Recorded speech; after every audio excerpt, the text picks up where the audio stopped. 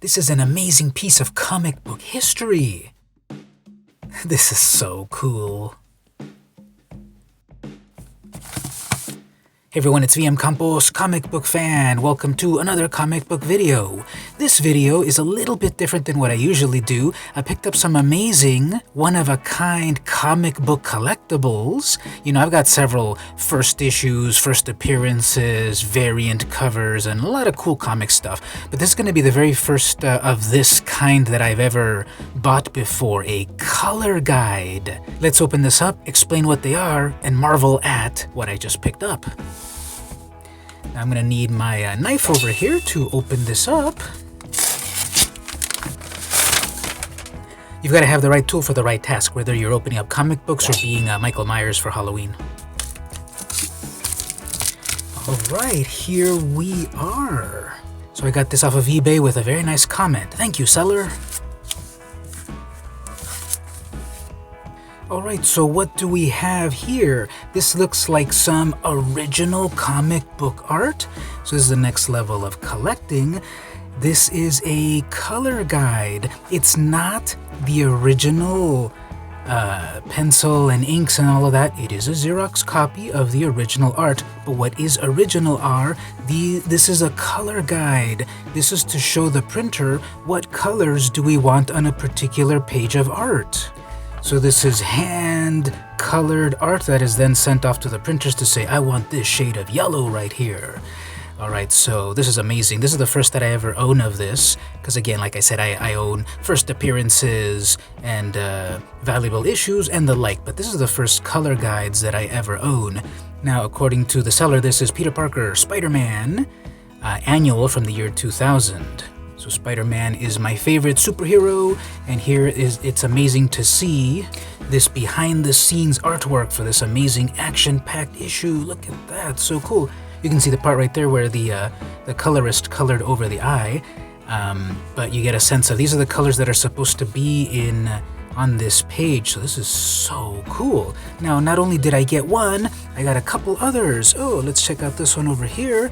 This one is Red Sonja, specifically Red Sonja issue number 3, page 24. This one's from 1983, so this is this classic early 80s style. This is Red Sonja. Yeah, that's the color that goes right there. And I love seeing the extra stuff besides the colors, because here is the color added to the pages, and then all of these marks and explanation about the various colors and the various color formulas that Marvel was using at the time. Now again, this is a Xerox copy of the original pages. It's also reduced. This is a slightly, well, it's not 11 by 14, I think. I should have gotten the ruler. I'll put it up on the screen. But this is reduced from the original art. But I think it's approximately the size of the printed comic, and it's just so cool to see these marks by the colorist at this point, decades ago, marking that these are the shades of blue that we need right over here. So cool. Okay, got a few more over here. Oh, this one's fun. This is Felix the Cat number 1. I'll put the date and other stuff up on the screen in a moment. But we've got Felix the Cat in Can't See the Forest Through the Trees, Part 2. So, Felix the Cat, the wonderful, wonderful cat. And, yeah, color guides and everything. So, noting that this should be white, this is YR. What is that? Probably like yellow-red. And then we have over here something else. B6R8YK1. So many formulas. Over here, it was going to be something, but then it got changed to something else. It's just so cool. I think this is like Prismacolor. I can see in a few places where the color overlaps. So this was colorized originally, I guess like in Prismacolors or something. Yeah, you can see the brush strokes over here into Felix's ears. So Xerox copies of the original art. Nice crisp black and white. Original colorization by hand. Notes about the color formulas to send off to the printer. So amazing. I don't have any of these in my collection, and now I have 4 of them from various years. Okay, this one's Fantastic Four. So we have B over here. No, it doesn't stand for butt. Just like the B over here doesn't stand for boob. Apparently it is the exact same blue here. It looks a little different. Well, it's different material. This is from 83 and this is in the 90s, this Fantastic Four 362. So it's the same blue, but then different media, and when the printer printed it, it would be the same blue. So here we have Mr. Fantastic just showing off. We got some Kirby crackle going on. Sue Storm there. Well, Sue Richards. I still call her Sue Storm, even though she's Sue Richards, of course, but I just like the alliteration, just like Peter Parker or Miles Morales. Various color formulas. Here is a B, what does that say? B4Y2R2. So a certain shade of gray is mixed with this amount of blue, yellow, and red. This highlight here is B4Y2. Here's some screen printed or screen tone, the flesh tones. So obviously when this gets printed, it's not going to have the nuance.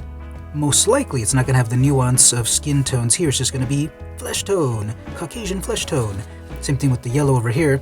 Although they are marking there's a certain shade of yellow and then a darker yellow with some yellow and R2. This brown is YR2 and B2, and the very cool backgrounds with the various shades of green. Some more screen tone right here. So yeah, this is so cool. I am in love with these. There is a seller on eBay. I'll put their info right over here. Check them out. Tell them vmcampos sent you. And I hope you think about this as like the next sort of like level of collecting. These are, again, unique, one-of-a-kind color guides to add to your collection. You've got your first issues, you've got your variant covers, you've got your important issues and so forth. What about a cool color guide? Now obviously some of them can be way more expensive, and even in the lot that I got here, I got them all for approximately the same price. The Spider-Man one, of course, is more valuable because it's Spider-Man. The Felix was a little less expensive because it's Felix the cat. And these other here, this Red Sonja. Obviously when you've got a page that is like a really epic splash screen, that's the most valuable. Then we got some, random action scenes. Those are less expensive. So there's a lot of cool affordability in this sub aspect of the fandom. There's collecting the books, there's collecting the original art, there's collecting signatures, there's collecting color guides. I think I just found another thing to get addicted to buying. I'm already addicted to everything else in the comics world, and now it's a new thing to get addicted to. It's just so cool to see behind the scenes before the comic is printed, and this is just so cool. Hand colored with colored pencils. This one seems to be various types of markers. You can see the ink overlapping with each other over here. This one's from the early 80s, so they had a different sort of a medium here. Oh, I love those gems sparkling right there, and then the sparkle color over here with just a little bit of white, and then the white hot white. And then the Fantastic Four, so wow, amazing. Now, tell me in the comments, which of these three is your favorite? Do you like this page from the Fantastic Four 362?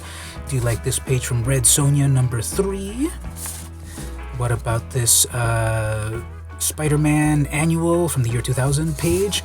Or this Felix the Cat issue number 1? Do you have your own original art or color guides? I'd love to hear about that. Tell me in the comments as well. Does this pique your interest in another level of collecting too? Tell me about it in the comments. This is so cool. I can't wait to frame these and put them on my walls. Look at that explosion. Amazing. I think Spider-Man's in trouble over here with a team of like Silver Sables or something. Anyway, this has been vmcampos. I hope you liked the video. Don't forget to like, comment, share, subscribe, ring the bell, battle the Minotaur, do all that good stuff. If you really like my stuff, consider going over to the Patreon. Patreon.com/vmcampos. Support the channel for $1. Us content creators love creating content for you, but we also love it when you fans pay us back a little bit for all our hard work. And starting at $1, I would really appreciate it. Totally affordable. But if you can't quite do it at the moment, no worries. Simply like, comment, share, subscribe, ring the bell, battle the Minotaur, do all that good stuff. Help me go viral. I would really appreciate it. This has been vmcampos, and I'll see you next time.